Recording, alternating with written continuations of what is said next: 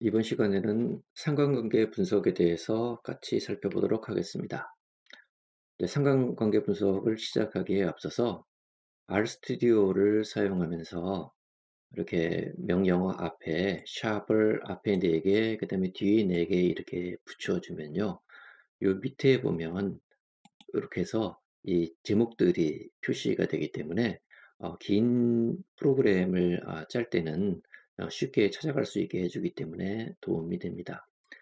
상관관계 분석을 위해서 먼저 상관관계를 수행할 변수들을 먼저 만들었는데요. SPACE라는 데이터셋 내에 있는 지금 변수들 Q33, A12, W1부터 시작해서 A15, W1까지 변수 4개를 더해서 부정적 양육이라는 그런 변수를 만들었고요. 두 번째로는 셀프 컨피던스라는 자기 신뢰감, 자기 확신감이라고 하는 변수도 만들었습니다. 다음에 이제 어태치먼트 애착 변수는 지난번에 만든 거기 때문에 이제 만들어져 있고요. 다음에 이제 공격성에 관련된 변수를 만들었습니다. 공격성에 대한 변수는 Q48, C1, W1부터 시작해서 6개의 변수를 더해서 공격성의 변수를 만들었고요. 그 다음에 이제 자기 통제력이라는 변수를 만들었는데, 이 자기 통제력 변수는 원래 측정했던 변수의 값에 반대로 사용을 해야 됩니다. 그래서 원래 측정된 변수가 나는 뭐 충동적이다. 예를 들면 뭐 이런 식의 것에 대해서 1, 2, 3, 4, 5 확실히 그렇다. 응답하게 만들었기 때문에 자기 통제력을 나타내기 위해서는 그 변수의 방향이 반대로 바뀌는 것이 적절하거든요. 그래서 그것을 지금 자기 통제력 변수를 만들 때 사용할 변수들을 역으로 리코딩을 했습니다. 재부호화를 했습니다. 그래서 원래 Q34A1W1이라고 하는 변수가 1일 때, 이제 이것이 이제 재부호하는 방법인데요. 1일 때 새로운 변수를 하나 만들죠. 앞에다가 R, 이제 재부호화를 의미하는 R을 하나 붙여서 이 변수 값을 5로 해라 라고 표현을 하는 겁니다. 그래서 이제 원래 SPSS 데이터 안에 있는 요 변수가 1일 때는 5로 하고 2일 때는 새로운 변수 RQ34A1W1을 4로 하고 그래서 쭉 이런 식으로 해서 5면 1로 해라 라고 해서 이 새로 만들어진 RQ34A1W1은 원래 있던 Q34A1W1을 역으로 부호한 변수라고 보면 됩니다. 이렇게 해서 변수를 재부호화하는데 6개의 변수를 각각 재부호화했습니다. 그래서 재부호한 변수들을 이렇게 다 더해서 자기 통제력, 셀프 컨트롤이라고 하는 새 변수를 만들었습니다. 자, 이렇게 변수를 만들면 다음에 이제 여러분들은 이렇게 만들어서 이제 실행을 해줘야 되겠죠. 자, 하나씩 해보도록 하겠습니다. 자, 컨트롤하고 엔터를 누르면 런이 됩니다. 아니면 여기다 놓고 여기다 런이라고 하는 요 메뉴를 눌러줘도 됩니다. 셀프 컨피던스도 런 하면 이렇게 만들어졌고요. 다음에 이건 만들어진 게 있으니까 넘어갔고요. 다음에 공격성 변수도 만들어지고요. 자, 자기 통제력 변수도 하나씩 다 재부호화를 시행을 한 다음에 다시 셀프 컨트롤 변수를 만들어 줬습니다. 자, 이렇게 해서 우리가 새로운 변수를 만들어 주면 이 새로운 변수가 제대로 만들어졌는지 데이터 프레임을 확인하는 것이 필요하잖아요. 그럴 때 사용하는 변수가 names라고 하는 변수였다고 했죠. 이 함수는 기억을 해두고 수시로 그 변수의 이름을 확인할 때도 사용할 수 있고요. 또 확인할 수 있는 것은 우리 복잡한 것들 쓸 때 제가 한번 실행을 시켜 보겠습니다. 이렇게 하면 나오니까 변수 이름들을 일일이 쓸 필요가 없이 이걸 복사할 때 활용할 수 있다고 했었죠. 자, 이렇게 하면 앞에 어태치먼트까지 지난번에 사용했던 그런 변수고요. 지금 네거티브 페어런팅부터 시작을 해가지고 지금 셀프 컨트롤까지가 이번에 새로 만들어진 변수라는 것을 확인할 수가 있습니다. 자, 이 변수에 대해서 상관 분석을 할 때는요.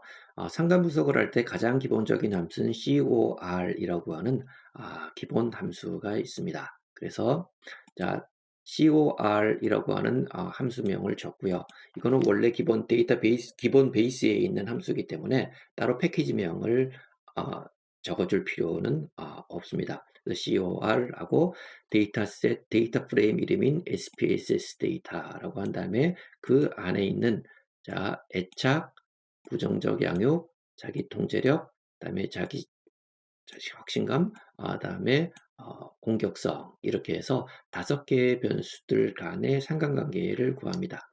앞에서 제가 왜 names라고 하는 걸 활용할 수 있다라고 하는 건 요렇게 양따옴표까지 해가지고 쳐줘야지 변수명을 쳐줘야 된다 그랬잖아요. 그러니까 여기서 적절하게 이렇게 복사를 해서 갖다 붙이면 되기 때문에 이 names 함수는 자주 사용하면 도움이 됩니다. 자, 이렇게 해서 하고 그다음에 여기 use라고 된 것은 이제 결집값이 있을 때 이 결집값을 어떻게 처리할 것인가라고 하는 부분입니다. 그래서 페어와이즈로 할 수도 있고 리스트와이즈로 할 수도 있죠. 그래서 리스트와이즈로 하면 요 5개의 사용한 변수들 중에서 어떤 하나라도 결집값이 있으면 그 케이스는 빼버리고 상관관계를 구하는 것이고요. 페어와이즈라고 하는 것은 내가 직접 상관관계를 구하는 두 변수 간의 결집값이 있는 것만 빼고 그 5개의 변수가 여기 지금 명령어로 들어가 있다라고 하더라도 직접 상관관계를 구하는 두 변수 외에 나머지 세 변수에 있는 결집값은 무시하고 두 변수에 있는 결집값만 고려하라 라고 하는 것이 지금 use라고 하는 명령. 이걸 원래 그대로 하려면 pairwise 대신에 listwise라고 하면 5개 변수에 들어가는 결집값이 있는 사례들은 다 빠지게 되겠죠. 이렇게 명령어를 입력한 다음에 이것을 실행시켜 주면 됩니다. 한번 해보겠습니다. 자, 이렇게 하면 여기에 명령어가 나오고요. 그 다음에 이제 상관 분석 결과가 이렇게 제시가 되어 있습니다. 그래서 5개의 변수명과 거기에 해당되는 상관관계들이 제시가 이렇게 되어 있는데요. 지금 여기에는 소수점이 뒷자리수가 굉장히 길게 나오잖아요. 근데 사실 우리가 이거를 표로 만들 때는 다 쓸 필요가 없기 때문에 우리가 보통은 상관관계를 볼 때면 소수점 3자리까지 보는 경우가 일반적입니다. 그렇기 때문에 이거를 라운드라고 하는 함수 지난번에도 봤는데요. 라운드라고 하는 함수를 이용해서 해주면 소수점 2자짜리 또는 3자짜리까지가 결정됩니다. 그래서 지금 여기 COR부터 시작을 해서 complete 여기까지는 앞에 거하고 똑같고요. 다음에 단지 이제 라운드라는 함수를 사용해서 소수점 몇 자짜리게 이제 해주느냐를 결정을 하는 거죠. 여기선 3자짜리까지 한다고 했으니까 3이라고 쓰고 난 다음에 실행을 시켜주면 이렇게 소수점 3자짜리까지 나오게 됩니다. 그러면 나중에 이제 이 값을 그대로 복사해서 지난번에 봤던 것처럼 구글 스프레드시트에서 활용을 하면 되는데 지금 우리 여기에서 지금 이 값은 유의도 같은 것이 하나도 안 나오잖아요. 우리가 상관관계를 볼 때는 이 상관관계의 값도 중요하지만 이 상관관계의 이 값, 그러니까 이 애착이라는 것과 부정적 양육이라고 하는 이 상관관계가 유의도가 어떻게 나오는지도 우리가 볼 필요가 있고 실질적으로 이 두 상관관계를 구할 때 케이스가 얼마인지를 알 필요도 있거든요. 근데 뭐 그런 것들은 뒤에서 다른 이제 우리 함수를 사용해서 분석을 할 거기 때문에 뭐 여기서는 따로 이것을 따로 이제 구글 스프레드시트로 하는 거는 살펴보지 않겠습니다. 자, 앞에서 이제 우리가 분석을 했을 때 지금 여기 C라고 해서요. 지금 요것들을 다 입력을 했잖아요. 근데 우리가 요 부분을 자주 사용을 하게 되는 경우에는 일일이 다 이거를 쳐놓으면 복잡하니까 지금 SPSS 데이터 내에서 요 5개의 변수만 따로 띄워가지고 별도의 데이터 프레임을 만들 수가 있습니다. 데이터셋을 만들어서 삼각관계 분석에 활용을 할 수가 있거든요. 그 방법을 소개를 합니다. 그래서 SPSS 데이터 내에 요 5개의 변수만 따로 뽑아서 cor.var이라고 하는 데이터 프레임을 새로 만들라라고 하는 명령입니다. 여기서 이제 이걸 실행을 시키면요. 지금 오른쪽 위쪽에 보면 여기 하나 생긴 걸 볼 수가 있죠. cor.var라고 해서 케이스는 똑같은데 조금 전에 했던 5개의 변수들을 사용해서 하나의 데이터 프레임이 만들어진 걸 볼 수가 있습니다. 여기서 이제 요거를 그냥 눌러주면요. 우리 왼쪽 위의 측면에서 이렇게 볼 수가 있습니다.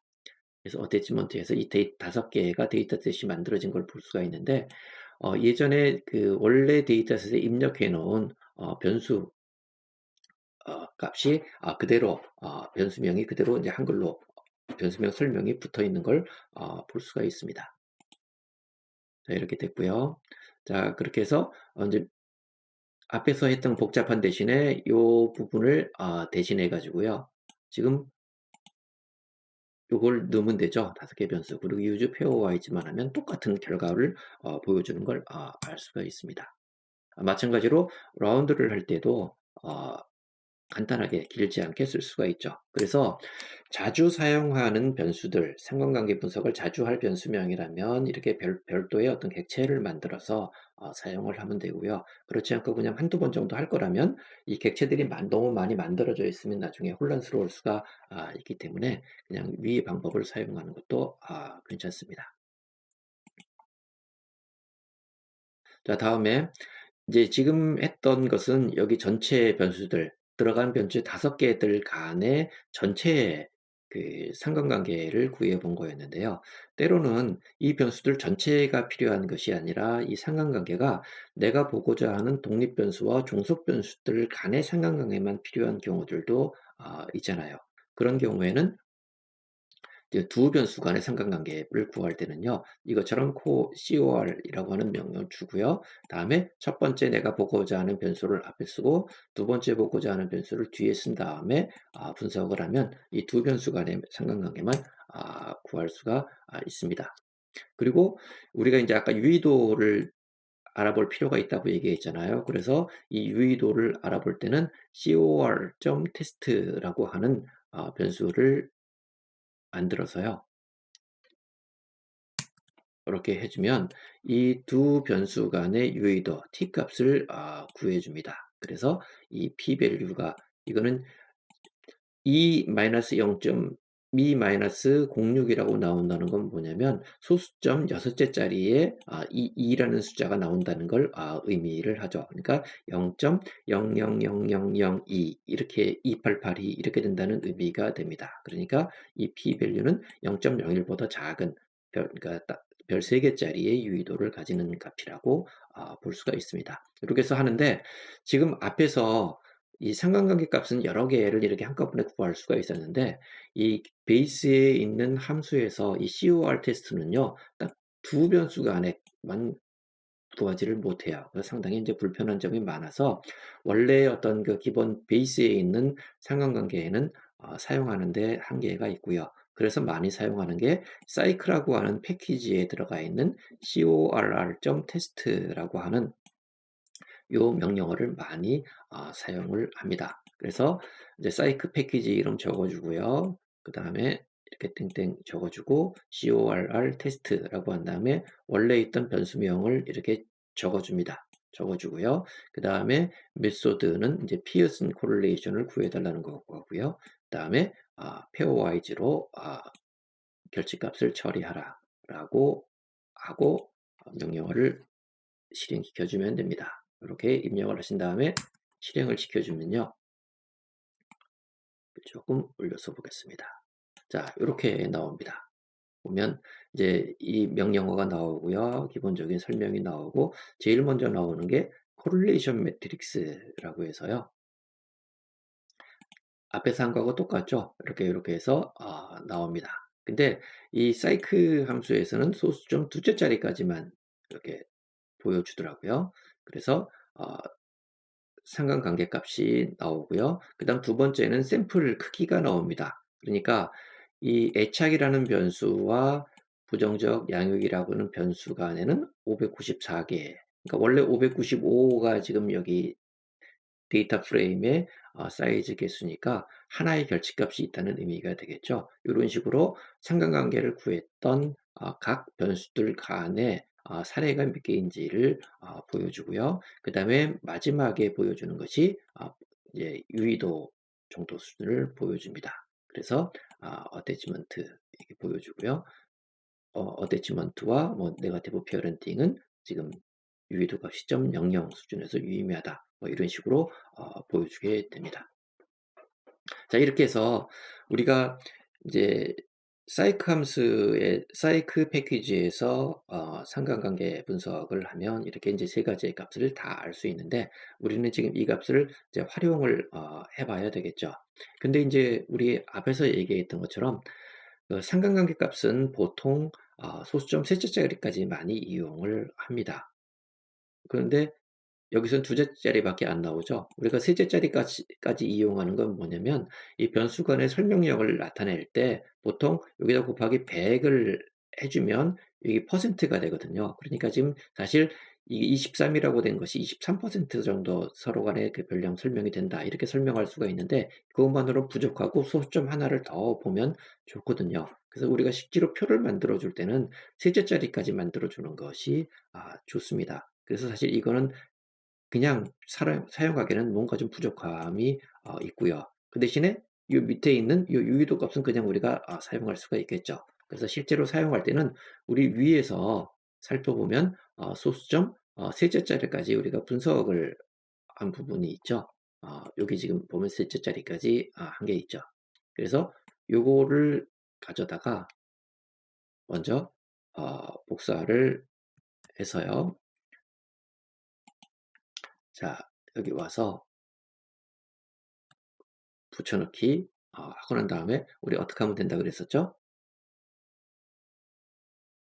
서식 붙여넣기가 여기 칸이 지금 일정하지가 않죠. 그러니까 데이터에 가서 중복 공백 제거를 하고요. 그 다음에 데이터에 가서 텍스트를 열로 분할, 그 다음에 자동 감지 대신에 공백으로 해주면 이런 식으로 표가 나왔는데, 지금 여기는 이 변수명이 하나 더 밀려야 되겠죠. 그래서 셀 삽입해서 기존 셀을 오른쪽으로 이동해주면 이렇게 값이 될 수가 있고요. 또 우리가 그 다음에 필요한 건 이제 여기다가 유의도까지 표시를 해줘야 되잖아요, 표에다가. 그래서 유의도를 표시를 할 때